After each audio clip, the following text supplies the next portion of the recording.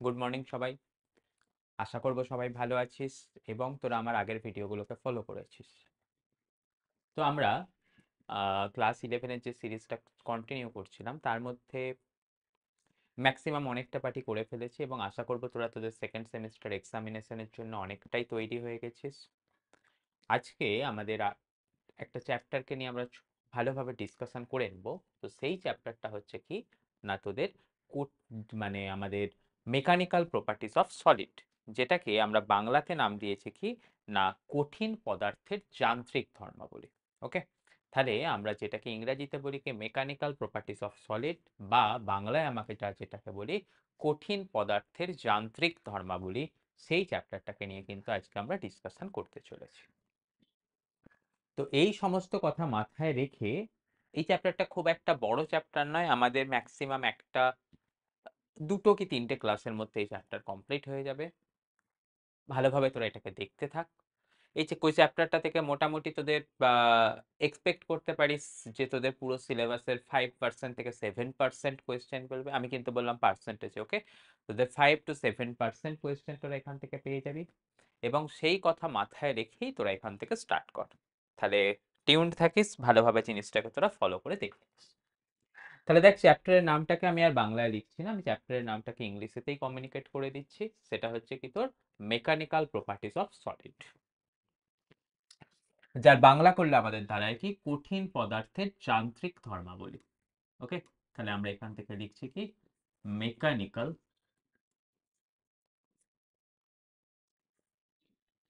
Properties of solid.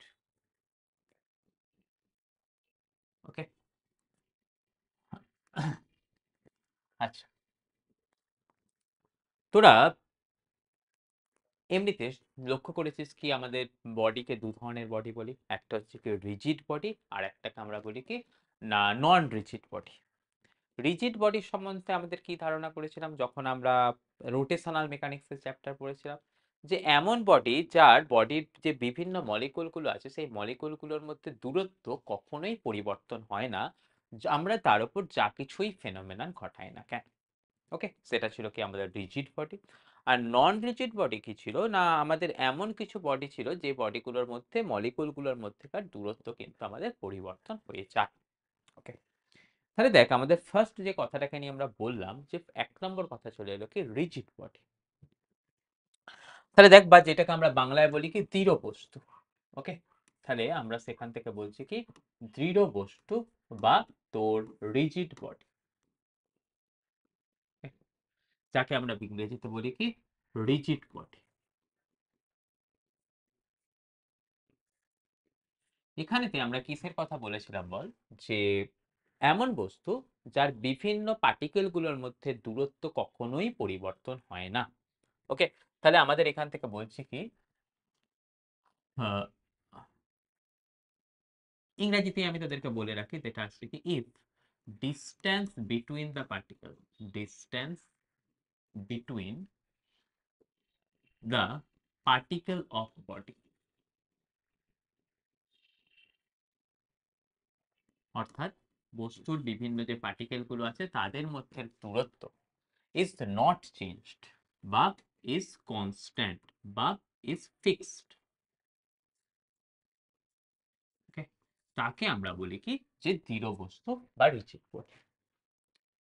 এরপরেতে তোদের যে কথাটা চলে আসে সেটা হচ্ছে কি দেখ তোদের নন রিজিড বডি, অর্থাৎ যেখানে দূরত্ব পরিবর্তন হয়। তাহলে আমাদের পরবর্তী যেটার কথা আমাদের মাথায় রাখতে হয় সেটা হচ্ছে কি if distance changed, if distance অর্থাৎ দূরত্ব কার মধ্যে between the particle, if distance between the particle is changed, কখন পরিবর্তন হয়, যে তার উপরেতে কোনো কিছু আমরা এক্সটার্নাল ফোর্স অ্যাপ্লাই করলাম বা তার উপরেতে আমাদের তাপীয় পরিবর্তন ঘটালাম, সেই অবস্থায় যদি তার দূরত্বগুলো আমাদের পরিবর্তন হয়ে যায়, অর্থাৎ কথা আসছে কি distance between the particle is changed,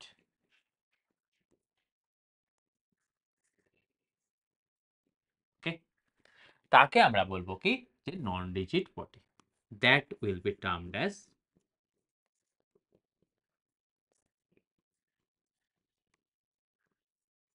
that will be termed as non-rigid body.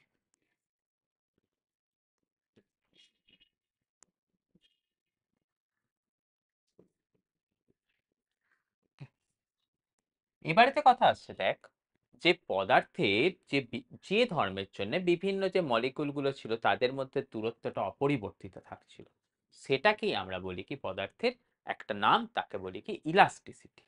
আর নিশ্চয়ই বাইরের দিক থেকে বল প্রয়োগ করার ফলে যদি তার মধ্যে যে দূরত্বগুলো চেঞ্জ হয়ে যায়, সেটাও পদার্থের একটা ধর্মের জন্য হবে। সেই ধর্মটাকে আমরা বলি কি প্লাস্টিসিটি, যাকে বাংলায় আমরা বলি কি নমনীয়তা। ওকে, তাহলে আমাদের এখান থেকে একটা নতুন কথা শিখে নিলাম, যাকে আমরা বাংলায় বলছি কি নমনীয়তা, বা যাকে ইংরেজিতে বলি কি আমরা প্লাস্টিসিটি। ওকে, তাহলে আমরা এখান থেকে বলছি কি দেখ, নমনীয়তা, যাকে আমরা বলি কি প্লাস্টিসিটি।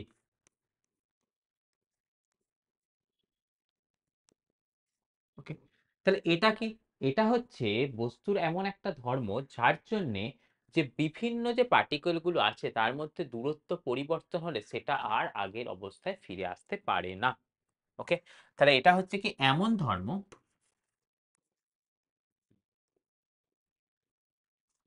ওকে, যার জন্য কণাগুলোর মধ্যবর্তী দূরত্ব পরিবর্তন হলে, কণার মধ্যবর্তী দূরত্ব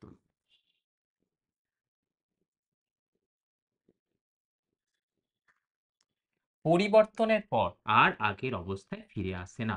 কণার মধ্যবর্তী দূরত্ব পরিবর্তনের পর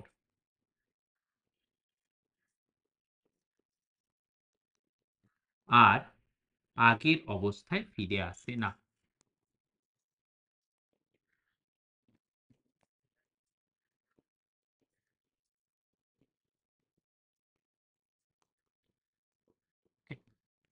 তাহলে এখান থেকে নিশ্চয়ই এর উল্টো কথাটাও আমরা বলে নিতে পারবো, তাহলে নিশ্চয়ই সেখানেতে এমন কোনো একটা ধর্ম আছে যার জন্য কি করে বস্তু ঠিক তার আগের অবস্থায় ফিরে আসতে পারে, যাকে আমরা বললাম কি ইলাস্টিসিটি, যাকে বাংলায় আমরা নাম দিয়েছি কি স্থিতিস্থাপকতা। হলো, তাহলে আমাদের এখান থেকে পরবর্তী কথা লক্ষ্য করলে আমরা যেটাকে বলতে পারবো কি দেখ, তাহলে বস্তুর মধ্যে যে পার্টিকেল গুলো আছে, মনে করে নে আমাদের একটা সিম্পল এক্সাম্পল দিই। ধর কোনো একটা যে বস্তু আছে তার ভেতরকে আমাদের স্ট্রাকচারটাকে তাকে আমি বলছি। নিশ্চয়ই বুঝতে পারছিস তার ভেতরে তো অনেক মলিকিউল আছে, সেই মলিকিউল গুলোর স্ট্রাকচারটাকে আমি সাধারণত যেটা করতে পারি এরকম একটা কিউবিক্যাল স্ট্রাকচার দিয়ে প্রকাশ করতে পারি। ওকে, এবার দেখ এই কিউবিক্যাল স্ট্রাকচারটার মধ্যে যে বিভিন্ন কণাগুলো আছে তার মাঝখানে এখানে ডিসটেন্স গুলোকে একটা স্প্রিং এর সাহায্যে তুলনা করা হয়। ওকে, এরকম একটা করে স্প্রিং এর মতন দিয়ে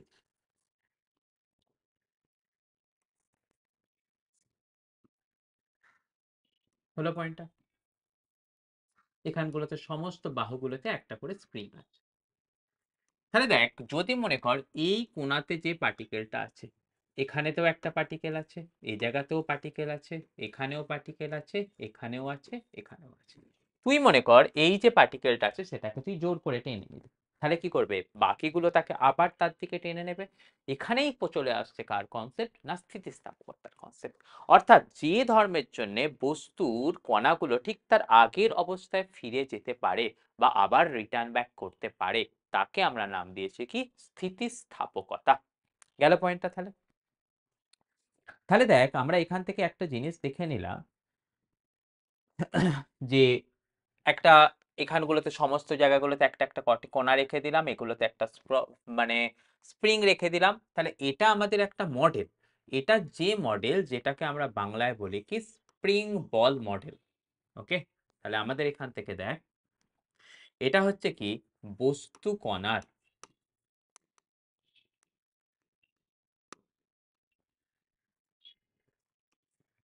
স্প্রিং বল মডেল।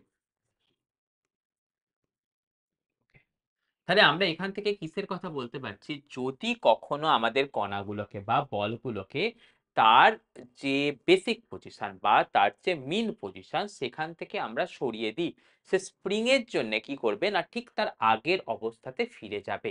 এখানেতেই কথা আসছে কি একটা ধর্ম তার উপরেতে কাজ করছে বা একটা প্রপার্টি তার উপরে কাজ করছে, সেই প্রপার্টিটাই কে না সেটাই হচ্ছে আমাদের স্থিতিস্থাপকতা। ওকে, তাহলে এখানটা থেকে আমরা কিরকম ভাবে এটাকে নোট ডাউন করতে পারি দেখ, এখানে যদি আমরা দূরত্বের পরিবর্তন ঘটাই বা তার অবস্থানের পরিবর্তন ঘটাই,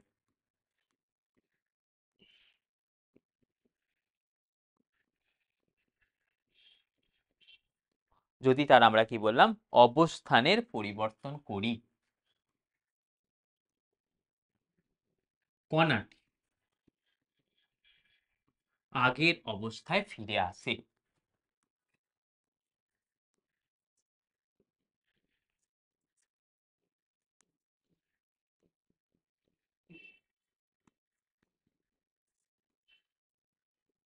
ওকে, নিশ্চয়ই তাহলে আমাদের এখান থেকে কথা আসছে কি এখানে তো একটা ধর্ম কাজ করে, যে ধর্মটা কাজ করে সেটা কি আমরা বলছি কি ইলাস্টিসিটি বা স্থিতিস্থাপকতা।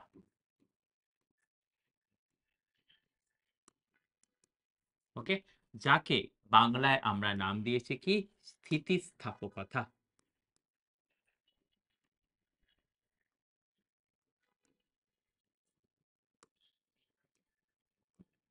হলো, তাহলে দেখ আমরা এখান থেকে একটা কথা শিখে নিলাম যে কণাগুলোর মধ্যবর্তী দূরত্ব সে তার একটা ধর্মের জন্য যেখানেতে ছিল সেখানেতে আবার ফিরে আসতে চায়, তার জন্যে যে ধর্মটা কাজ করে সেই ধর্মের নাম হলো স্থিতিস্থাপকতা। আর নিশ্চয়ই ডিসপ্লেস করার পরেতে বা সরিয়ে দেবার পরেতে যদি তার পজিশনকে সে আর রিটার্ন ব্যাক করতে না পারে বা রিভার্ট ব্যাক করতে না পারে, নিশ্চয়ই সেখানেতেও একটা ধর্ম কাজ করছে। সেখানেতে যে ধর্মটা কাজ করছে সেই ধর্মটার নাম আমরা দিয়ে দিয়েছি কি দেখ নমনীয়তা, বা যার ইংরেজিতে নাম দিয়েছে কি আমি প্লাস্টিসিটি। হলো তাহলে, তাহলে দেখ আমি এখানটা থেকে একটা কথা বলছি যে যদি আমি মলিকুলটাকে তার বেস পজিশন থেকে সরিয়ে দিই সে তার আগের অবস্থায় ফিরে আসছে, খুব সহজ কথা। কিন্তু কেন ফিরে আসছে, নিশ্চয়ই তার উপর একটা প্রপার্টি কাজ করছে, প্রপার্টি বললে তো আর হলো না ভাই, সেখানেতে নিশ্চয়ই একটা ফোর্স কাজ করছে, ফোর্স ছাড়া কোনো বডি তার পজিশনকে চেঞ্জ করতে পারে না। তো এখানেতে যে ফোর্সটা কাজ করছে সেই ফোর্সটাকে আমরা বলি কি প্রত্যানয়ক বল, বা ইংরেজিতে যাকে বলি কি রিস্টোরিং ফোর্স। ওকে, তাহলে আমাদের এখান থেকে আরো একটা টার্ম আমরা এখান থেকে দেখে নিচ্ছি বা করে নিচ্ছি, সেটা আসছে কি প্রত্যানায়ক বল বা স্থিতিস্থাপকতাকে ঠিক জায়গায় রাখার জন্য বা স্থিতিস্থাপকতা ধর্মটা থাকার জন্য যে বলটা কাজ করে তার আমরা নাম দিয়েছি কি প্রত্যানায়ক বল। ওকে, তাহলে স্থিতিস্থাপকতা যেখানেতেই থাকবে সেখানেতেই আরো একটা জিনিস থাকতেই হবে, যে জিনিসটা থাকতে হবে সেই জিনিসটার নাম হচ্ছে কি দেখ আমাদের প্রত্যানায়ক বল বা রিস্টোরিং ফোর্স। ওকে, তাহলে আমরা এখান থেকে তার নাম দিয়ে দিচ্ছি কি দেখ প্রত্যানায়ক বল।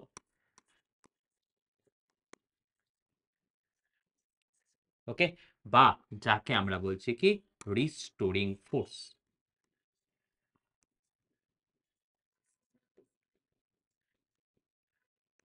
ওকে, তাহলে আমাদের এটা হলো কি যে বলের জন্য বস্তু কণার অবস্থানের পরিবর্তনের পর সে আবার আগের অবস্থায় ফিরে আসতে পারে সেই বলটাকেই আমরা বলছি কি রিস্টোরিং ফোর্স।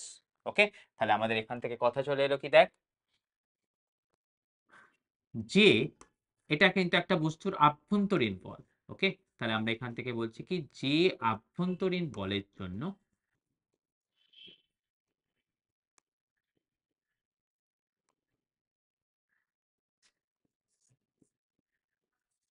কণাগুলি, কণাগুলি বলতে এখানে কোন কণাগুলি না বস্তুর কণাগুলি, যে আভ্যন্তরীণ বলের জন্য বস্তুর কণাগুলি আগের অবস্থায় ফিরে আসে, আগের অবস্থায় ফিরে আসে।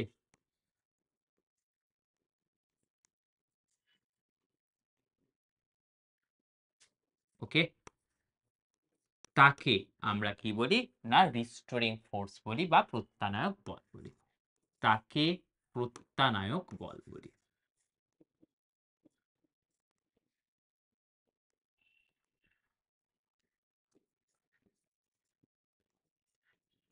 আচ্ছা, এখানে তো একটা গুরুত্বপূর্ণ কথা আমাদের মাথায় রাখতে হবে, প্রত্যানায়ক বল কিন্তু সবসময়তেই আমি যতখানি ডিসপ্লেসমেন্ট ঘটিয়েছি তার ওপর প্রপোর্শনাল হবে বা সমানুপাতিক হবে। অর্থাৎ আমি যেটাকে বলতে পারি, দেখ, এই যে প্রত্যানায়ক বল, সেই প্রত্যানায়ক বল সবসময়তে থাকবে কি ডিসপ্লেসমেন্টের সাথে বা সরণের সাথে প্রপোর্শনাল।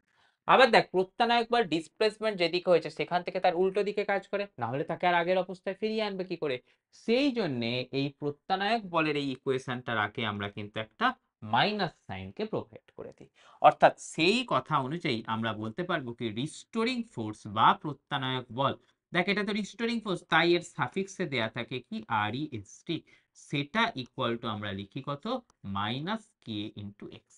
এক্স নিশ্চয়ই বুঝতে পারছিস ডিসপ্লেসমেন্ট, কে নিশ্চয়ই বুঝতে পারছিস তাকে আমরা বলি কি না একটা ফোর্স কনস্ট্যান্ট, ওকে, বা আমাদের একটা ধ্রুবক। ওকে, এই কথাটা কিন্তু আমাদের তাহলে প্রত্যেককে মাথায় রাখতে হবে। এবারেতে দেখ, এই তাহলে বেসিক কথাগুলো আমাদের এখানটা থেকে সবাইকে মাথায় রাখতে হচ্ছে এই চ্যাপ্টার পড়ার জন্য। ১ নম্বর চলে গেল কি দৃঢ়বস্তু, ২ নম্বর চলে গেল কি আমাদের নমনীয়তা, ৩ নম্বর চলে গেল কি না আমাদের প্রত্যানায়ক বল, তার আগে আমরা দেখে নিয়েছি কি স্থিতিস্থাপকতা কি জিনিস, এই জিনিসগুলো দেখতে হবে। এটা ছাড়াও আমাদের আরো একটা জিনিস অবশ্যই দেখতে হবে, যে জিনিসটা হচ্ছে কিনা আমাদের পীড়ন এবং বিকৃতি। কিছু কিছু বইয়ে এই চ্যাপ্টারটার নামই দিয়ে দেওয়া আছে কি পীড়ন এবং বিকৃতি। ওকে, তাহলেতে আমরা এই চ্যাপ্টারটার যে পরবর্তী জিনিসটাতে দেখব বা যে কনসেপ্টটাকে নিয়ে আমরা কাজ করব সেটা হচ্ছে কি পীড়ন এবং বিকৃতি। হলো? তাহলে দেখ, এবারেতে আমরা যে জিনিসটাকে দেখব সেটা হচ্ছে কি পীড়ন এবং বিকৃতি।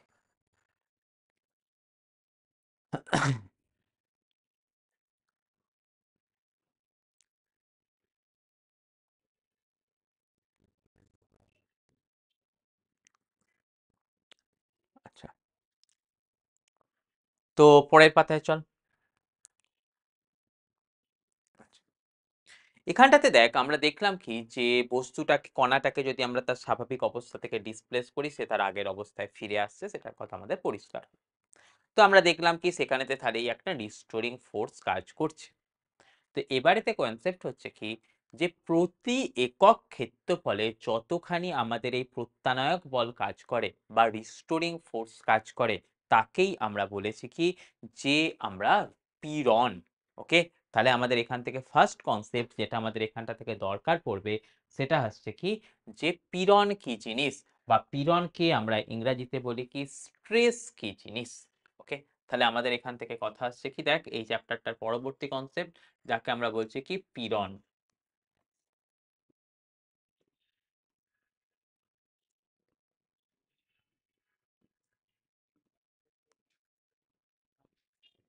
ওকে, যাকে আমরা বাংলায় বলি কি স্ট্রেস।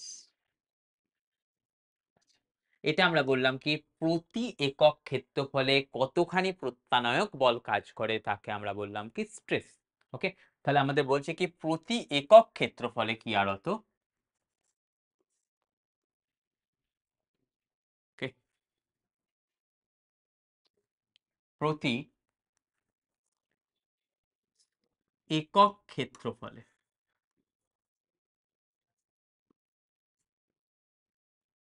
ক্রিয়ারত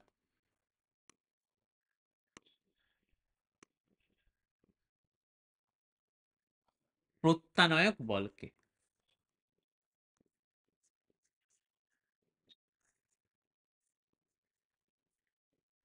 প্রতি একক ক্ষেত্রফলে ক্রিয়ারত প্রত্যানায়ক বলকে পীড়ন বলা হয়।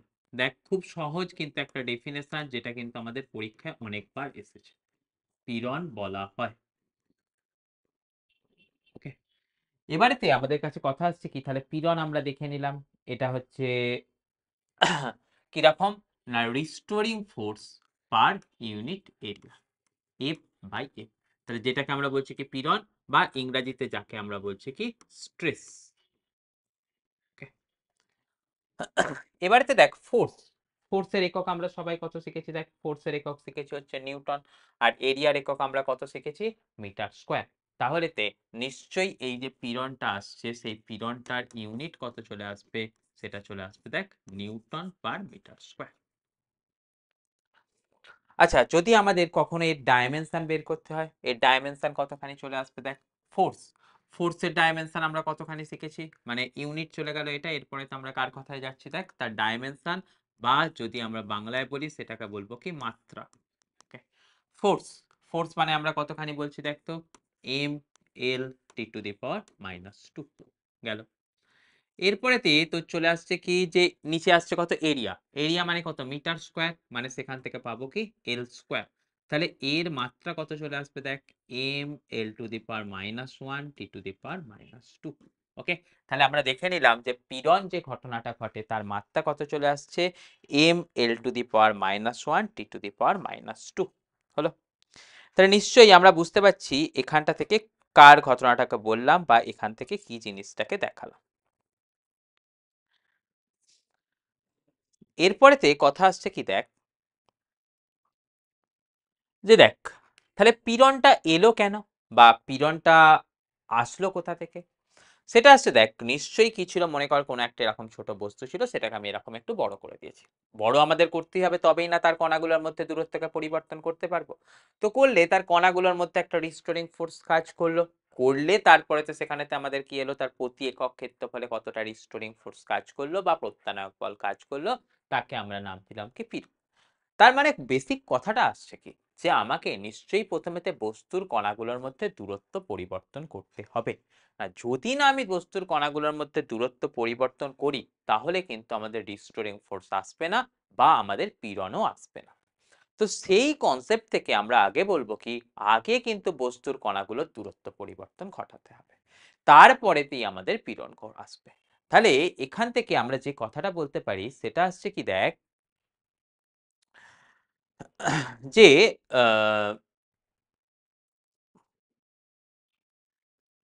আমি প্রথমে বস্তুর কণাগুলোর দূরত্ব পরিবর্তন ঘটালাম, দূরত্ব পরিবর্তন ঘটালে কি আসবে বস্তুটার যা দৈর্ঘ্য ছিল সেই দৈর্ঘ্যটারও পরিবর্তন ঘটবে। তাহলে কতখানি দৈর্ঘ্যের পরিবর্তন ঘটলো সেটার উপর নির্ভর করেই কতখানি আমাদের পীড়ন ক্রিয়েট হবে সেটা আমাদের ডিটারমাইন হবে। তো সেই কথা বলতে গেলে আমরা যেটা বলবো দেখ প্রথম কথা আমি ধরে নিচ্ছি যে কোনো একটা আমাদের একটা এরকম চোঙাকার বস্তু ছিল, বা আমাদের কি ছিল যে একটা সিলিন্ড্রিক্যাল বডি ছিল। ওকে, অর্থাৎ আমি ফার্স্ট এরকম কিসের কথা বলছি দেখ, ধরে নে আমাদের কাছে এরকম একটা সিলিন্ড্রিক্যাল বডি ছিল, সেই সিলিন্ড্রিক্যাল বডিটার উপরেতে আমি কি করলাম একটা এক্সটার্নাল ফোর্সকে অ্যাপ্লাই করলাম। ওকে, এটা কিন্তু আমি কার কথা বলছি ভালো করে মাথায় ঢুকিয়ে নি, এটা হচ্ছে কি আমাদের একটা এক্সটার্নাল ফোর্সকে অ্যাপ্লাই করলাম।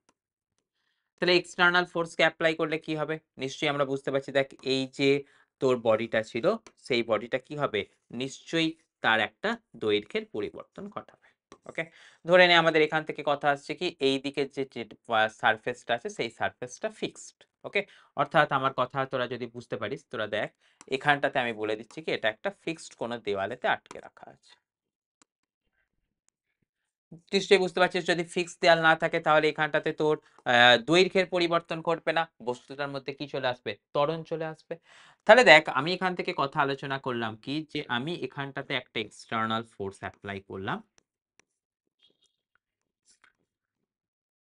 এক্সটার্নাল ফোর্স অ্যাপ্লাই এর ফলে বস্তুটার আগে দৈর্ঘ্য ছিল কতখানি এল, এখন সেখান থেকে দৈর্ঘ্যটা একটু বৃদ্ধি হলো, বৃদ্ধি হয়ে আমরা দেখলাম কত সেটা হয়েছে কত এল প্লাস ডেল্টা এল। তাহলে আমরা বুঝছি কি বস্তুটার উপর বাইরের দিক থেকে একটা ফোর্স অ্যাপ্লাই করলে বস্তুটার দৈর্ঘ্যের পরিবর্তন আসছে। তো কতখানি দৈর্ঘ্যের পরিবর্তন এলো না আমাদের সেটা বলছি কি ডেল্টা এল। আগে দৈর্ঘ্য কতখানি ছিল না আগে দৈর্ঘ্য ছিল এল। তাহলে নিশ্চয়ই বুঝতে পারছি যে বস্তুর দৈর্ঘ্যের পরিবর্তন ঘটেছে কতটা না ডেল্টা এল অ্যামাউন্ট। তাহলে সেই অ্যামাউন্টের উপর নির্ভর করেই কতখানি রিস্টোরিং ফোর্স তৈরি হবে সেটা কিন্তু আমাদের ডিটারমাইন হবে। এবং এখানেতে বইয়েতে কতখানি দৈর্ঘ্যের পরিবর্তন হয়েছে এবং পুরানো কতখানি দৈর্ঘ্য ছিল সেটার রেশিওটাকে একটা নাম দেয়া হয়েছে, যেই রেশিওটার নামটা হচ্ছে কি আমাদের বিকৃতি। ওকে, তাহলে আমাদের এখানটা থেকে এই জিনিসটাকে বুঝতে গেলে বা পড়তে গেলে আরো একটা টার্মের সাথে পরিচয় নিয়ে নিতে হবে, যেটা হচ্ছে কি আমাদের বিকৃতি হলো। তাহলে আমাদের সেখান থেকে চলে আসছে কি বিকৃতি। ওকে, তাহলে বিকৃতি জিনিসটা কি, কতখানি পরিবর্তন হচ্ছে ডিভাইডেড বাই প্রারম্ভিক কতখানি কোয়ান্টিটি ছিল। ওকে, তাহলে আমাদের এখান থেকে বলতে পারবো কি পরিবর্তিত রাশি ডিভাইডেড বাই প্রারম্ভিক রাশি। তাহলে সেটাকে আমরা বলছি কি, দেখ পরিবর্তিত রাশি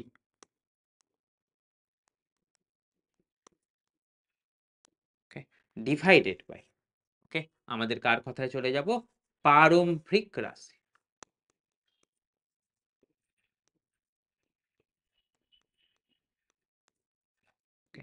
আমরা যে উদাহরণটা নিয়েছিলাম অর্থাৎ চোঙের উদাহরণটা নিয়েছিলাম, সেখানে দেখেছিলাম কি বস্তুটা দৈর্ঘ্য বরাবর পরিবর্তন হচ্ছে।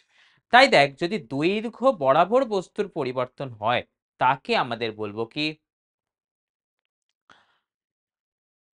অনুদৈর্ঘ্য বিকৃতি। ওকে, তাহলে দেখ আমাদের যে উদাহরণ নিয়েছিলাম সেই উদাহরণে দেখেছিলাম কি বস্তুটা দৈর্ঘ্য বরাবর পরিবর্তন হয়েছিল। তাহলে দৈর্ঘ্য বরাবর যদি আমাদের পরিবর্তন হয় সেখানটা থেকে আমরা বলবো কি অনুদৈর্ঘ্য বিকৃতি। আচ্ছা, অনুদৈর্ঘ্য বিকৃতির সময় দেখতে পাচ্ছিলাম কি একটা জিনিস, দেখ এই যে আমাদের সারফেসটা ছিল, সেই সারফেসটার সাথে বলটাকে আমরা করেছিলাম কি লম্বভাবে প্রয়োগ করেছিলাম। তাহলে লম্বভাবে বাহ্যিক বল প্রয়োগের ফলে বস্তুর কি হয়, দৈর্ঘ্যের পরিবর্তন হয়। কতখানি দৈর্ঘ্যের পরিবর্তন হচ্ছে ডিভাইডেড বাই অরিজিনাল দৈর্ঘ্য, সেটার আমরা একটা নাম দিয়েছি কি না অনুদৈর্ঘ্য বিকৃতি। ওকে, ঠিক সেই কথাটাকে আমি পরের পেজটাতে লিখে নেব, একবার দেখ। তাহলে আসছে কি, দেখ না বস্তুর সারফেসের সাথে, অর্থাৎ আমাদের আসছে কি বস্তুর ক্রস সেকশনাল এরিয়ার সাথে আমাদের যদি বলকে লম্বভাবে প্রয়োগ করা হয়, ওকে, অর্থাৎ লম্বভাবে সারফেসের ওপর প্রযুক্ত বলের প্রভাবে বস্তুর দৈর্ঘ্যের পরিবর্তন হয়। সেই কথাটাকে আমি জাস্ট এখানটা থেকে ফার্স্ট নোট ডাউন করি। দেখ কিসের কথা বলছি, যে দেখ লম্বভাবে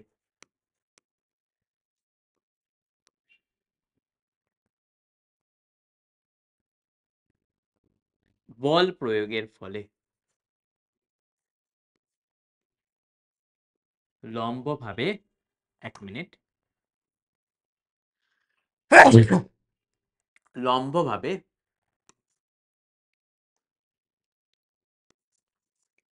বল প্রয়োগের ফলে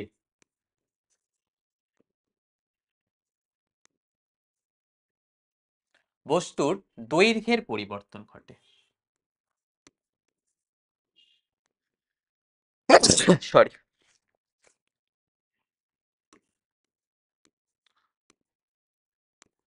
লম্বভাবে বল প্রয়োগের ফলে বস্তুর দৈর্ঘ্য পরিবর্তন হয়।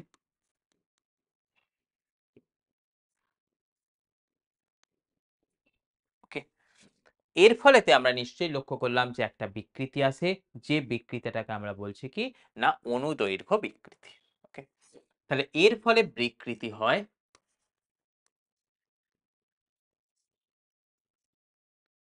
এর ফলে যে বিকৃতি হয়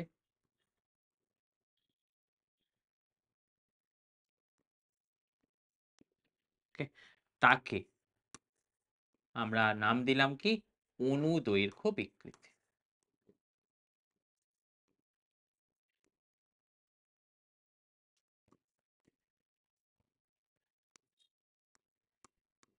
ওকে, তাহলে অনুদৈর্ঘ্য বিকৃতি জিনিসটা কি সেটাকে যদি আমি ম্যাথামেটিক্যাল ফরম্যাটেতে লিখে দেখাই, সেই ম্যাথামেটিক্যাল ফরম্যাটটা আমাদের কি রকম চলে আসবে, দেখতো।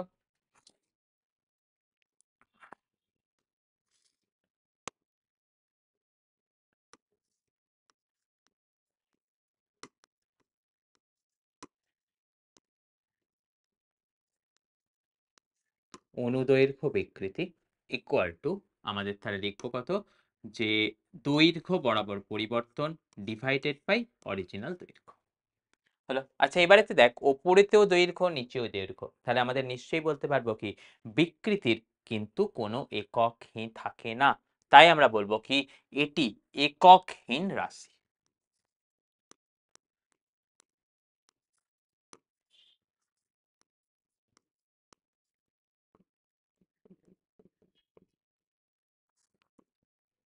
এবারেতে তোরা আরো একটা জিনিস বল বা আরো একটা জিনিস তোরা বোঝার চেষ্টা কর, সেটা হচ্ছে কি যে দেখ দৈর্ঘ্যের পরিবর্তনের ফলে তাহলে সেখানটাতে নিশ্চয়ই একটা রিস্টোরিং ফোর্স ক্রিয়েট হবে, এবং রিস্টোরিং ফোর্স ক্রিয়েট হবার ফলেতে সেখানটাতে একটা পীড়ন আসবে। তাহলে সেই পীড়নটার নাম কি হবে? নিশ্চয়ই হবে কি আমাদের অনুদৈর্ঘ্য পীড়ন। তাহলে এর সাথে সামঞ্জস্য রেখে যে পীড়নটা ক্রিয়েট হয় সেটাকে আমরা বলবো কি অনুদৈর্ঘ্য পীড়ন। তাহলে আমরা বুঝতে পারছি কি প্রথমেতে কে থাকবে? Restoring force.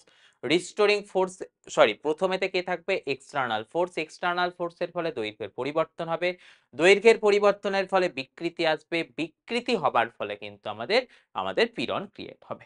ওকে, তাহলে আমাদের এখান থেকে দেখতে পাচ্ছি কি ফার্স্ট যে ঘটনাটা থাকবে, ফার্স্ট থাকবে কি আমাদের এক্সটার্নাল ফোর্স। এক্সটার্নাল ফোর্স পরে আমাদের কি আসছে? বাহ্যিক বল। সেই এক্সটার্নাল ফোর্সের ফলে আমাদের কি আসবে না? Change in length. Change in length, change in length সেই ঘটনাটাকেই আমরা আরো কি নাম দিলাম? সেই ঘটনাটাকেই আমরা আবার নাম দিলাম হচ্ছে যে তোর না চেঞ্জ ইন লেন্থ বাই তোর অরিজিনাল লেন্থ। সেখান থেকে আমরা যেটা পেলাম সেটা আসছে কি বিকৃতি। বিকৃতির ইংরাজি নামটা আমি তোদের এখানটাতে উল্লেখ করিনি, সেখান থেকে আসছে কি না স্ট্রেন। ওকে, তাহলে দেখ এখান থেকে আমরা যেটা বললাম বিকৃতি, এই যে বিকৃতি, এই বিকৃতিটাকে ইংরাজিতে আমাদের বলা হয় কি স্ট্রেন। ওকে, এবং এখান থেকে আরো একটা নাম আমার উল্লেখ করা হয়নি, সেটা আছে কি দেখ এটার নাম দিয়েছি কি অনুদৈর্ঘ্য বিকৃতি। এই অনুদৈর্ঘ্য বিকৃতির ইংরাজি নাম হচ্ছে কি তোর লংগিটিউডিনাল স্ট্রেন। ওকে, এটার ইংরাজি নাম আসছে কি দেখ লংগিটিউডিনাল স্ট্রেন।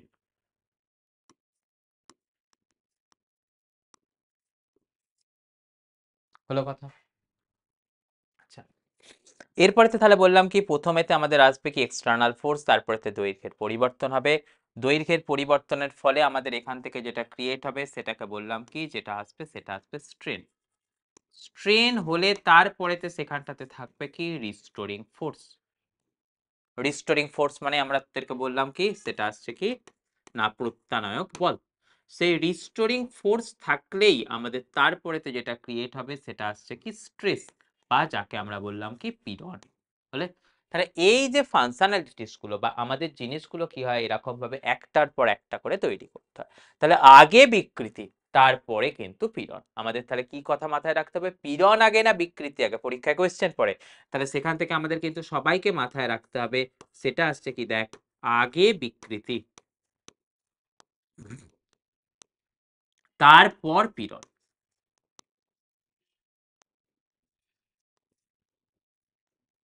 তাহলে দেখ এখানটা থেকে যে আলোচনাটা করছিলাম অনুদৈর্ঘ্য বিকৃতি থাকলে যে তার করসপন্ডিং একটা পীড়ন থাকবে, তাহলে অনুদৈর্ঘ্য বিকৃতির করসপন্ডিং যে পীড়ন তাকে আমরা বলবো কি অনুদৈর্ঘ্য পীড়ন।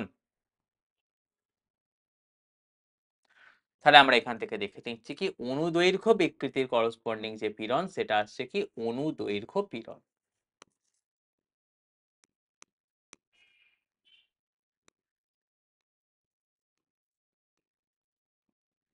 আচ্ছা, অনুদৈর্ঘ্য পীড়নের সময় আরো একটা কথা দেখলাম কি ফোর্সটাকে লম্বভাবে প্রয়োগ করতে হয়, তাই আমাদের এখান থেকে লিখে রাখবো কি পারপেন্ডিকুলার ডিরেকশনে ফোর্স বাই এরিয়া। ওকে, এই কথাটা কিন্তু আমাদের মাথায় রাখতে হবে। এবারে দেখ ফোর্সটাকে যদি আমি পারপেন্ডিকুলার ডিরেকশনেতে না দিয়ে আমি কি করি সমান্তরাল ভাবে প্রয়োগ করি, মানে আমার কথা আসছে কিরকম ভাবে যে দেখ ধরে নে আমাদের এখান থেকে কথা আসছে কি আহ, এই ধর কোনো একটা আমাদের সারফেস আছে, মনে কর আমাদের একটা বইকেই এই সারফেসের উপরেতে রেখে দেওয়া আছে। হলো, আমি করলাম কি একটা ফোর্সকে এর উপরেতে হরাইজন্টাল ডিরেকশনে অ্যাপ্লাই করলাম। ওকে, মানে সমান্তরাল দিকে অ্যাপ্লাই করলাম। তাহলে দেখ নিশ্চয়ই কথাটা বুঝতে পারছি যদি আমি সমান্তরাল দিকে ফোর্সটাকে অ্যাপ্লাই করি এই ওপরের দিকে সারফেসটা আর এখানেতে থাকবে না, সেটা কি করবে একটুখানি ডিসপ্লেস হয়ে আমাদের এরকম এগিয়ে চলে যাবে। এগিয়ে চলে গিয়ে আমাদের কি আসবে তার পুরানো স্ট্রাকচারটাকে এরকম সে বজায় রেখে দেবে। তাহলে দেখতে পাচ্ছি কি দেখ যদি আমরা সমান্তরাল ভাবে কোনো একটা বলকে প্রয়োগ করি যেখানেতে নিচের দিকের যে সারফেসটা ছিল সেটা আছে কি ফিক্সড। ওকে, তাহলে আমাদের বুঝতে পারছি কি নিচের দিকের সারফেসটা ফিক্সড, এটা আসছে কি ফিক্সড। ওপরেতে আমরা করলাম কি সমান্তরাল ভাবে একটা বলকে প্রয়োগ করলাম। তাহলে সমান্তরাল ভাবে যদি আমি একটা বস্তুর ওপরেতে বল প্রয়োগ করি তখন আমাদের কি হয়ে যায়, বস্তুর শেপের পরিবর্তন ঘটে। তাহলে আমরা কিসের কথা বলছি দেখ, যদি আমরা বস্তুর ওপর সমান্তরাল ভাবে বল প্রয়োগ করি তখন কি হয়, বস্তুর শেপের পরিবর্তন ঘটে বা আমাদের আকারের পরিবর্তন ঘটে। তাহলে আমাদের এখান থেকে দেখতে পাচ্ছি কিরকম ভাবে না, অনুদৈর্ঘ্য বিকৃতি এখানেতে চলে গেল, এখানটার আলোচনা আমাদের কমপ্লিট করেছি।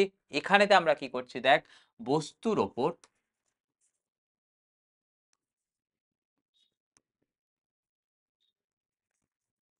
সমান্তরাল ভাবে বল প্রয়োগ করলে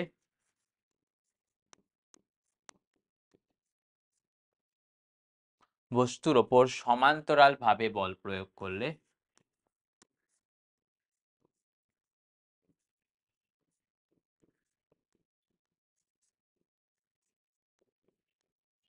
তার আকারের পরিবর্তন ঘটে। তার বলতে কি, তার বস্তুটা তার আকার পরিবর্তন হয়। আকার বলতে ইংরেজিতে আমরা বলি কি শেপে, তার আকার পরিবর্তন হয়।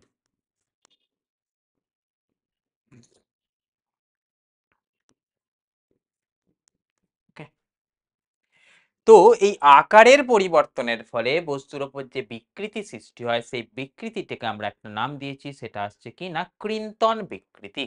ওকে, অর্থাৎ সমান্তরাল ভাবে বল প্রয়োগের ফলে বস্তুর উপর একটা বিকৃতি সৃষ্টি হয়, সেই বিকৃতির নাম কি আমরা বললাম, ক্রিন্তন বিকৃতি। ওকে, তাহলে আমাদের এই যে টপিকটাকে আমরা নিয়ে ডিসকাশন করছি সেটা হচ্ছে কি দেখ, ক্রিন্তন বিকৃতি।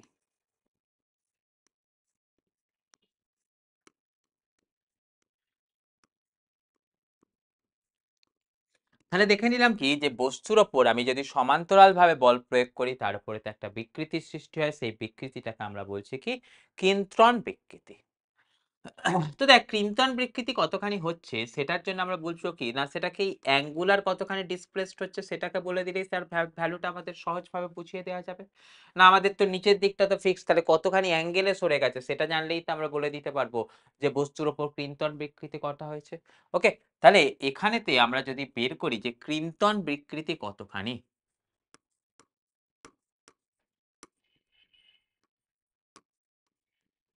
okay, সেটাকে সাধারণত আমরা কি দিয়ে লিখি, থিটা দিয়ে লিখি। আবার দেখ খুব ছোট যদি থিটা হয় নিশ্চয়ই বুঝতে পারছিস এখান থেকে কতখানি আর তার থিটা পরিবর্তন হবে, থিটাটা খুবই ছোট থাকবে। তো দেখ এই যে ছোট মানের থিটাটা, সেটাকে আমরা সবাই জানি থিটা যদি ছোট হয় সেটাকে আমরা ট্যান থিটা দিয়ে রিপ্রেজেন্ট করতে পারি। তাহলে তো তোরা দেখ ট্যান থিটা, তাহলে নিশ্চয়ই তোরা বুঝতে পারছিস এদিক বরাবর ধরে নে তার লেন্থ ছিল কতখানি আগে এল, এখান থেকে সে সরে গেছে কতখানি এক্স, তাহলে আমরা বলতে পারবো কত লম্ব বাই ভূমি, সেটাই আসছে ট্যান থিটা। তাহলে এখানেতেও ক্রিম্পটন যে বিকৃতি তাকে আমরা লিখতে পারবো কি এরকম ভাবে এক্স বাই এল। আর কিন্ত্রণ বিকৃতির সময়তে নিশ্চয়ই যে ব্রিস্টোরিং ফোর্সটা কি তৈরি হবে সেটাও আমাদের কি তৈরি হবে, হরাইজন্টাল ডিরেকশনেই তৈরি হবে। আমি এদিক বরাবর ফোর্স দিলাম তাহলে আমাদের রিস্টোরিং ফোর্স কি হবে, এদিক বরাবর তৈরি হবে, হয়ে সেটাকে তার আগের পজিশনেতে ফিরিয়ে নিয়ে যেতে সাহায্য করবে। তাহলে নিশ্চয়ই আমরা বুঝতে পারবো এখানেতে, অর্থাৎ ক্রিম্পটন বিকৃতি হবার ফলেতে যে রিস্টোরিং ফোর্স ক্রিয়েট হবে সেই ফোর্সটাও কিন্তু আমাদের সমান্তরাল ডাইরেকশনেই থাকবে। ওকে, তাহলে আমাদের এখান থেকে মাথায় রাখতে হবে কি এখানে সৃষ্ট, এখানে সৃষ্ট মানে তৈরি হওয়া প্রত্যানায়ক বল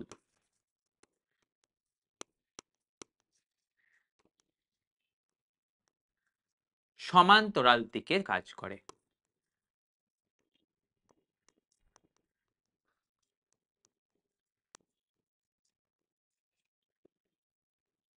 কাজ করে। এবং এর ফলেতে যে আমাদের তোর পীড়নটা সৃষ্টি হয়েছে, মানে সেই পীড়নটার নাম থাকবে কি আমাদের ক্রিম্পটন পীড়ন। ওকে, তাহলে আমাদের এখান থেকে যে পরবর্তী পীড়নটার কথা বলবো, মানে আমাদের এই ক্রিম্পটন বিকৃতির ফলে যে পীড়ন তৈরি হয় তাকে আমরা নাম দেব কি দেখ ক্রিম্পটন পীড়ন।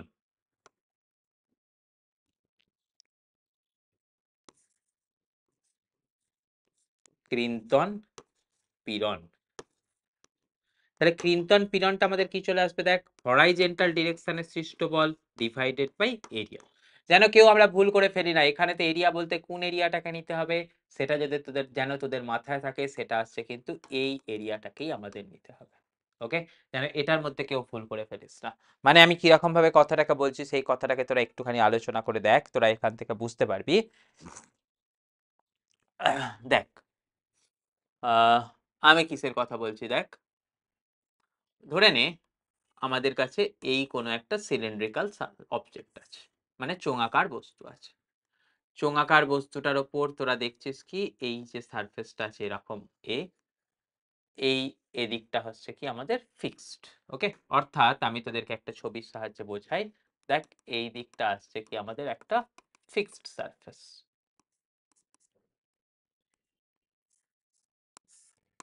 হলো, আমি করলাম কি দেখ, এটার ওপরেতে এই দিক বরাবর আমি একটা ফোর্সকে অ্যাপ্লাই করলাম। কিন্তু আমার এখন বক্তব্য হচ্ছে যে আমি এই সারফেসটার উপরেতে, আচ্ছা আমি এটার কথাও বলে দিই, দেখ এই যে সারফেসটা আছে এই সারফেসটার এরিয়া হচ্ছে বা আমাদের ক্ষেত্রফল হচ্ছে কতখানি না এ। আমি এখন এই সারফেসটার উপর নয়, আমি একটা সারফেস এখানেতে তৈরি করলাম যেটা দেখ এই সারফেসটার সাথে প্যারালাল সারফেস কিরকম আসতো নিশ্চয়ই বুঝতে পারছি। এই সারফেসটার সাথে প্যারালাল সারফেস বললে বা সমান্তরাল সারফেস বললে এটা আসতো। তাহলে এটার এরিয়া যদি এ হয় নিশ্চয়ই বলতে পারবো কি এটা যে আছে তার এরিয়াও থাকবে এ। আমি বললাম কি এই সারফেসটার সাথে থিটা কোণে আনত আছে এরকম একটা এরিয়া না। ওকে, তাহলে আমার বক্তব্য হচ্ছে কি এই সারফেসটার সাথে থিটা কোণে আনত এই এরিয়াটাকে আমরা কল্পনা করলাম। এবারে দেখ তোদের এখান থেকে অ্যাঙ্গেল গুলো বললে দেখতে তো অসুবিধা হবে, সেই কথার জন্য আমি যেটা কাজ করছি সেটা আসছে কি দেখ, এই দুটো সারফেসের বদলেতে আমি তোদেরকে এটাকে একটা সরল রেখা দিয়ে দেখিয়ে দিচ্ছি। ওকে, তাহলে সেটাতে তোদের যেন কারোর কনফিউশন না থাকে কেন আমি সরল রেখা করলাম। তাহলে দেখ এখানটাতে ছিল কি এই এরিয়াটা যেটার নাম নিচ্ছিলাম কতখানি আমি এ, তার সাথে আমাদের যে একটা এরিয়া কল্পনা করলাম সেই এরিয়াটা হচ্ছে কি এরকম ভাবে থিটা কোণে আনত রইল। ওকে, আমি বলছি কি যে এই সারফেসটার উপর যে তোর দুটো স্ট্রেস তৈরি হবে, নিশ্চয়ই বুঝতে পারছিস কি কি আমাদের স্ট্রেস তৈরি হবে। স্ট্রেস মানে পীড়ন তৈরি হবে, একটা তৈরি হবে কি ক্রিন্তন পীড়ন, আরো একটা তৈরি হবে কি আমাদের অনুদৈর্ঘ্য পীড়ন।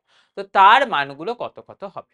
ওকে, তাহলে আমাদের এখান থেকে বলা হচ্ছে কি যে তোদের নির্ণয় করতে বলা হচ্ছে কি আমাদের লংগিটিউডিনাল স্ট্রেস।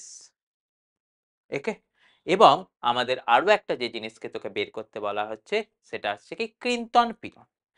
এবারেতে দেখ আমাদের সবাইকে মাথার মধ্যে রাখতে হবে এই যে ক্রিন্তন পীড়ন, ওকে, সেই ক্রিন্তন পীড়নটার ইংরাজি নাম কি হয়, সেই ক্রিন্তন পীড়নের ইংরাজি নাম হচ্ছে কি শিয়ারিং স্ট্রেস।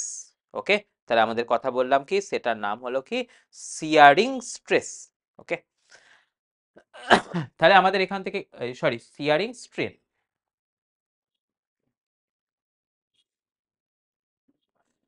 তাহলে দেখ আমি এখান থেকে ওটার নামটাকে একটু দিয়ে দিই, দিলে তোদের সুবিধা হবে।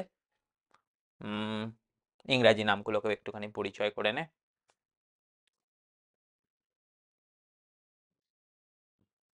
ওকে, আচ্ছা এখানটাতে আমাদের তাহলে কি পেলাম না অনুদৈর্ঘ্য বিকৃতি, অনুদৈর্ঘ্য বিকৃতি অবধি আমরা পড়েছিলাম কি না তার নাম পড়লাম কি লংগিটিউডিনাল স্ট্রেন। আচ্ছা, এরপরেতে আমরা চলে এলাম কোথায় না এই ক্রিন্তন বিকৃতিতে, রাইট। তাহলে ক্রিন্তন বিকৃতির সময়তে আমরা দেখে নিলাম কি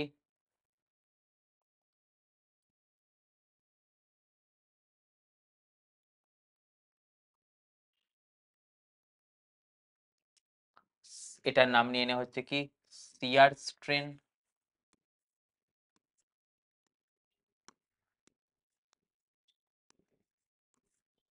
হলো, আচ্ছা এর ফলে আমাদের যে পীড়নটা তৈরি হলো সেই পীড়নটাকে আমরা নাম দিয়ে দেব কত যে শিয়ার স্ট্রেস। ওকে, তাহলে এই ঘটনাটাকে আমরা নাম দিয়ে দিলাম কি শিয়ার স্ট্রেস। আচ্ছা, শিয়ার স্ট্রেসের ইউনিটও কত আসবে নিশ্চয়ই বুঝতে পারছিস, এরও ইউনিট কত চলে আসবে দেখ সিম্পল কথা Newton per metre square.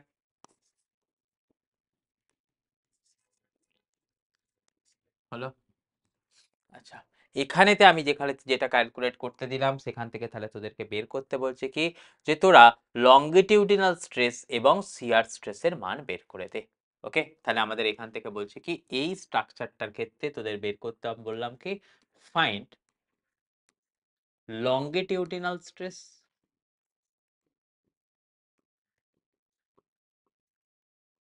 and shear stress।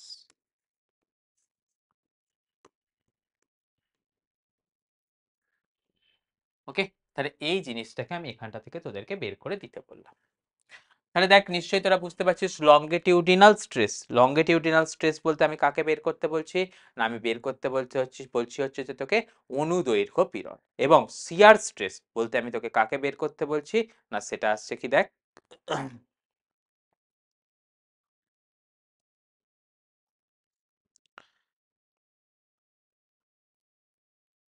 ক্রিন্তন পীড়ন। ওকে, তাহলে এই কথাটাকে কিন্তু তোদেরকে প্রত্যেককে রেডি রাখতে হবে। তাহলে দেখ আমাদের এখান থেকে যদি কথাটাকে বের করি বা আমরা যেখান থেকে যদি ভ্যালুটাকে বের করি যে তোর লংগিটিউডিনাল স্ট্রেস কত আসবে আর শিয়ার স্ট্রেস কত আসবে।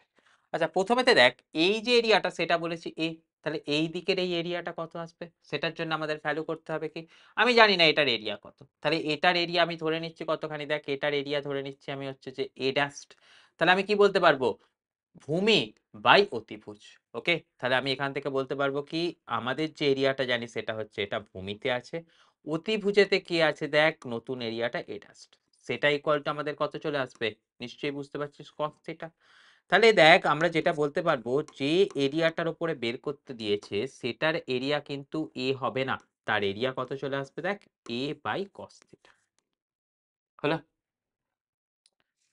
এবারেতে দেখ আমাদের যে প্রশ্ন আসছে সেটা একটু ঠান্ডা মাথায় দেখ।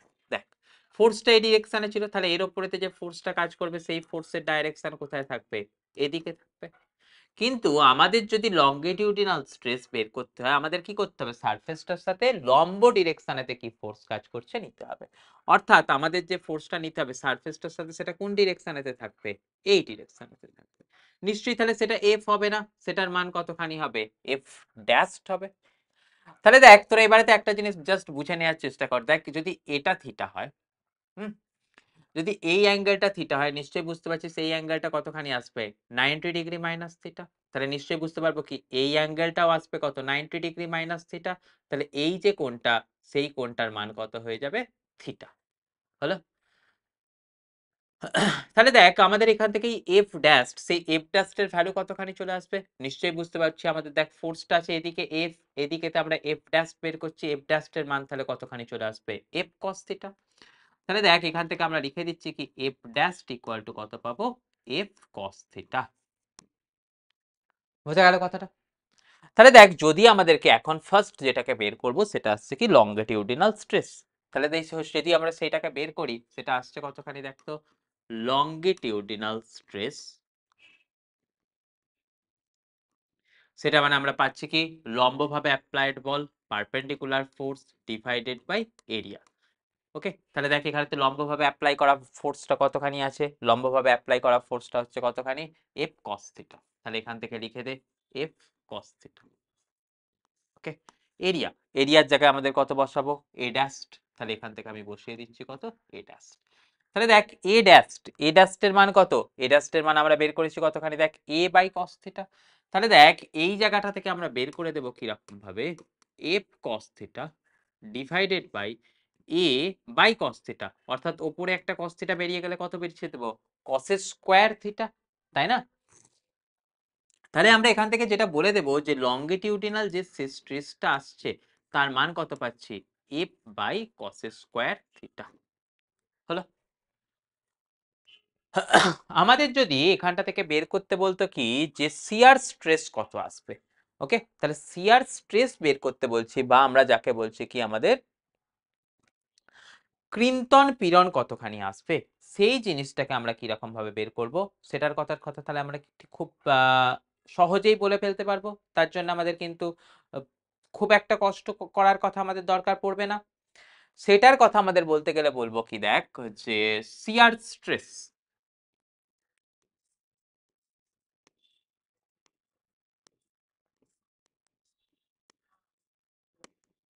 ওকে, তাহলে দেখ শিয়ার স্ট্রেস, সেই শিয়ার স্ট্রেসের ভ্যালুটা কতখানি পেয়ে যাবো বল। আর সেটা আসছে হরাইজন্টাল ডিরেকশনে অ্যাপ্লাই করা ফোর্স ডিভাইডেড বাই এরিয়া। এখানেতে দেখ যদি লম্বভাবে ফোর্সটা এফ ড্যাশ, সেটা যদি এফ কস থিটা হয়, নিশ্চয়ই হরাইজন্টাল ডিরেকশনে ফোর্সটা কত আসবে, এফ সাইন থিটা। তাহলে দেখ এটার যে বদলেতে আমরা লিখতে পারবো কি রকম কথা, F sine theta. A dash, A area মানে তো এখানেতে কতখানি ছিল, এ ড্যাশ। তাহলে দেখ এখান থেকে আমরা লিখতে পারবো কি রকম কথা, F sine theta divided by A, নিচে ছিল কতখানি কস থিটা, তাহলে সেটার ভ্যালুটা উপরটায় চলে গেলে কত পেয়ে যাব, এই ঘটনা। সেটাকেই আমরা লিখতে পারবো কিরকম ভাবে, দেখ F by two A into আমরা পাবো কত, two sine theta cos theta. মানে সেখান থেকে আমরা বলতে পারবো কি, F by two A sine two theta.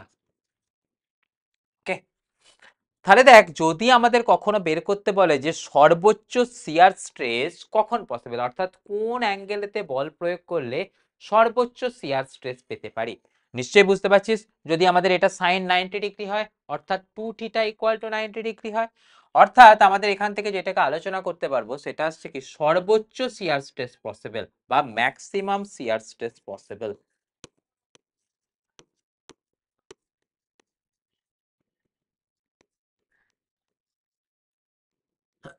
কখন না, দেখ যদি আমাদের এই সাইন টু থিটার মান সর্বোচ্চ হয় অর্থাৎ two theta equal to 90 degree হয়, মানে আমরা এখান থেকে বলছি কি two theta equal to 90 degree বা থিটা ইকুয়াল টু আমাদের 45 ডিগ্রি হয়।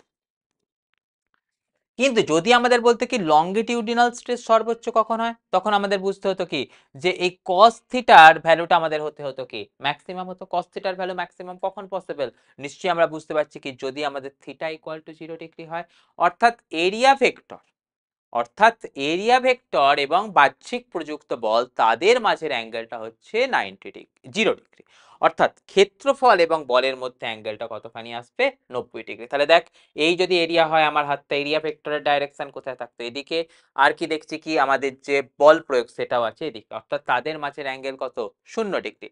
তাহলে এরিয়া ভেক্টরের মাঝের অ্যাঙ্গেল এবং প্রযুক্ত বলের মধ্যে যে অ্যাঙ্গেল সেটা আমাদের এরিয়া ভেক্টর এবং প্রযুক্ত বল তাদের মধ্যবর্তী অ্যাঙ্গেল যদি 0 হয়, সেই ক্ষেত্রে আমাদের বুঝবো কি আমাদের লংগিটিউডিনাল স্ট্রেস ম্যাক্সিমাম হবে। তাহলে আমাদের এখান থেকে এটুকু খাতাকে নোট ডাউন করতে পারবো, সেটা আসছে কি দেখ এই যে ঘটনাটা এটা তোর ম্যাক্সিমাম, দিস ইজ ম্যাক্সিমাম কখন না, আমরা এটাকে বলতে পারবো যদি কখনো আমাদের থিটা ইকুয়াল টু 0 ডিগ্রি হয়।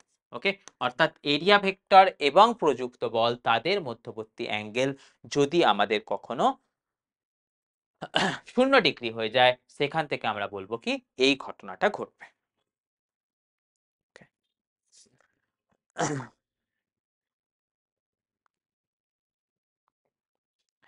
এবারেতে কথা আসছে কি দেখ আমরা তো বাহ্যিক বল প্রয়োগ করলাম, বাহ্যিক বল প্রয়োগ করে আমরা বললাম কি দৈর্ঘ্যের পরিবর্তন হবে, তার আকারের পরিবর্তন হবে। এটা ছাড়াও আরো একটা জিনিস করতে পারে, কি করতে পারে, বস্তুর আয়তনের পরিবর্তন ঘটে গেল। তাহলে যদি কখনো এরকম হয় যে বাহ্যিক বল প্রয়োগের ফলে বস্তুর আয়তনের পরিবর্তন ঘটেছে, তখন কতটা আয়তনের পরিবর্তন ঘটেছে ডিভাইডেড বাই অরিজিনাল আয়তন, সেটাকে আমরা বলবো কি না আয়তন বিকৃতি। ওকে, তাহলে দেখ এই যে দুটো কথা অনুদৈর্ঘ্য বিকৃতি এবং ক্লিন্তন বিকৃতি ছাড়াও আরো এক ধরনের বিকৃতির কথা আমাদের বলতে হয়, যেটাকে আমরা বলছি কি আয়তন বিকৃতি। হলো, তাহলে যে কথাটা আমরা বলছি সেটা আসছে কি দেখ আয়তন বিকৃতি।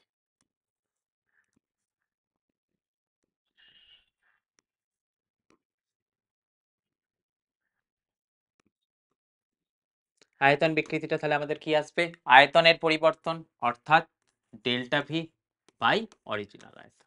এটাও তাহলে আমাদের কি থাকবে, নিশ্চয়ই কথা বুঝতে পারছি যেটাকে আমরা বলবো কি একটা মাত্রাহীন রাশি, মাত্রাহীন এবং এককহীন রাশি।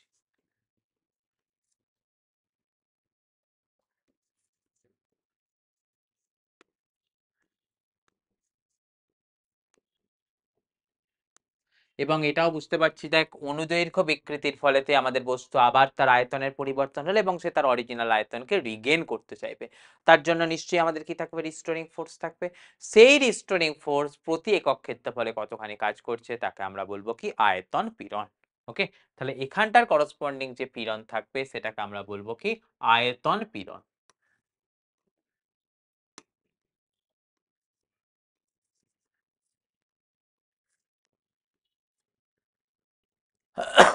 তাহলে আয়তন পীড়নের মানটাও কি থাকবে না আমাদের ফোর্স বাই এরিয়া। এখানেতেও কিন্তু ফোর্স থাকবে কি না পারপেন্ডিকুলার ডিরেকশন।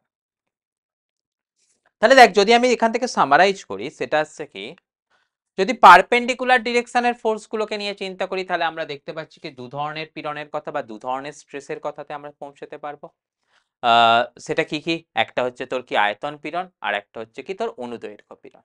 ওকে, তাহলে আমাদের দেখ এটাকে যদি সামারাইজ করার চেষ্টা করি অর্থাৎ দেখ যদি এরকম হয় ফোর্স ইজ পারপেন্ডিকুলার। ওকে, আর একটা তোর ঘটনা হতে পারে কি দেখ ফোর্স ইজ হরাইজন্টাল অর্থাৎ সমান্তরাল, অর্থাৎ যেটা ফিক্সড সারফেস আছে তার রেসপেক্টে সমান্তরাল। ওকে, তাহলে দেখ যদি ফোর্স পারপেন্ডিকুলার হয় আমাদের এখান থেকে দেখতে পাচ্ছি কি দু ধরনের আমাদের স্ট্রেস দেখতে পাবো। ওকে, যে দু ধরনের স্ট্রেস দেখতে পাবো তার মধ্যে এক নম্বর স্ট্রেসটা আসছে কি দেখ লংগিটিউডিনাল স্ট্রেস, এবং এখান থেকে আরো একটা যেটা স্ট্রেস দেখতে পাবো যার নাম দিলাম কি আমি ভলিওমেট্রিক স্ট্রেস।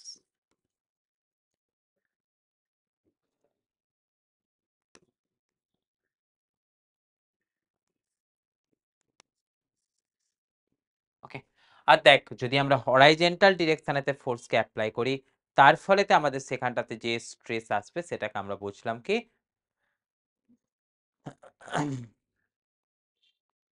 সেটার নাম দিয়ে দিলাম কি আমাদের শিয়ার স্ট্রেস, রাইট। তাহলে আমাদের এখান থেকে যে কথাটাকে আরো কথা বলে ফেললাম সেটা হচ্ছে কি এর ফলেতে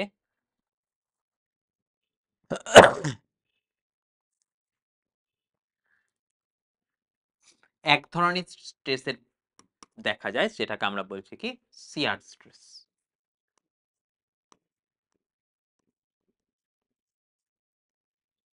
এবং এর করসপন্ডিং একটা করে স্ট্রেংথ থাকবে বা এর করসপন্ডিং একটা করে বিকৃতি থাকবে। এটার বিকৃতিটাকে আমরা বলবো কি তোর কিন্ত্রণ বিকৃতি, এটা অনুদৈর্ঘ্য বিকৃতি, এটা ছিল কি আমাদের আয়তন বিকৃতি। ওকে, তাহলে এর করসপন্ডিং যে বিকৃতিগুলো থাকবে সেটাকে আমরা বলছি কি এরকম ভাবে আমাদের এরকম ভাবে নাম দিয়ে দিচ্ছি। এরপরেতে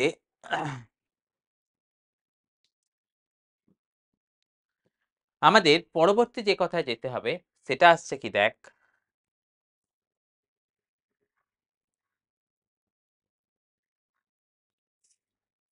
হুকের সূত্র।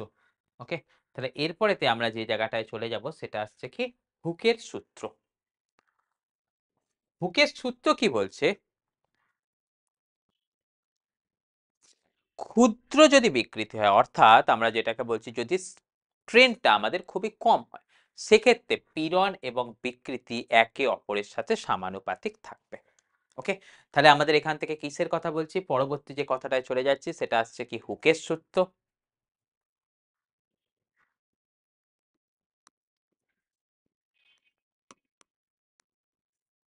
হুকস ল, তাহলে সেটার জন্য আমাদের কিসের কথা বলতে হচ্ছে ক্ষুদ্র বিকৃতির ক্ষেত্রে। এখানে কিন্তু কথাটা আমাকে মাথায় রাখতে হবে ক্ষুদ্র বিকৃতির ক্ষেত্রে। বিকৃতি যদি খুব বড় হয়ে যায় তাহলে কিন্তু এই রুলস ভ্যালিড থাকবে না।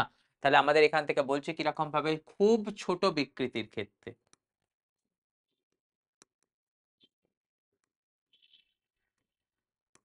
ছোট বিকৃতির ক্ষেত্রে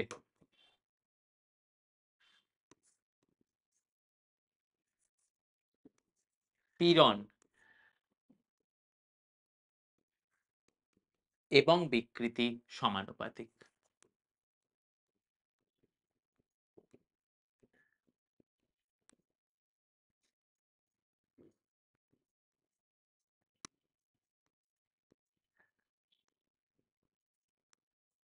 ওকে, তাহলে আমাদের এর ক্ষেত্রে কি শিখে নিচ্ছি যদি বিকৃতি অর্থাৎ স্ট্রেন খুব ছোট হয় তখন আমরা শিখলাম কি stress is proportional to strain.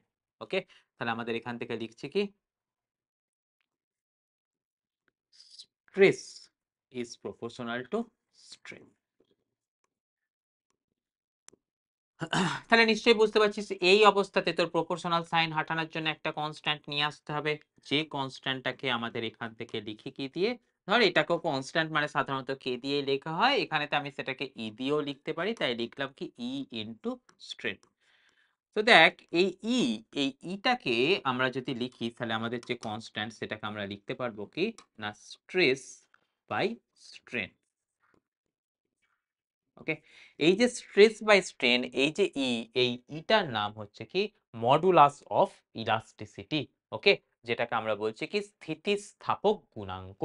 Okay, তাহলে এই যে কনস্ট্যান্টটা, যেই কনস্ট্যান্টটাকে আমরা বলছি কি মডুলাস অফ ইলাস্টিসিটি বা যাকে আমরা বলছি কি স্থিতিস্থাপক গুণাঙ্ক, this ratio is called modulus of elasticity.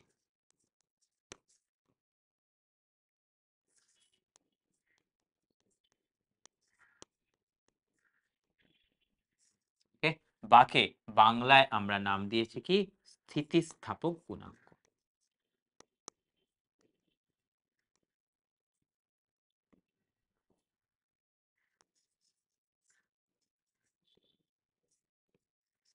হলো, এর পরবর্তী পার্টে আমরা এই স্থিতিস্থাপক গুণাঙ্ক থেকে আরো ডিটেলস ডিসকাশন করব এবং পীড়ন ও বিকৃতির লেখচিত্র কি রকম হয় সেটাকে নিয়ে ডিসকাশন করব। আপাতত আজকের জন্য এটুকুনি থাক, তোরা টিউনড থাকিস। পরের ভিডিওতে তোদের এই চ্যাপ্টারটাকে আমরা ম্যাক্সিমাম প্রবাবিলিটি শেষ করে দেওয়ার চেষ্টা করব। Bye bye for the time being.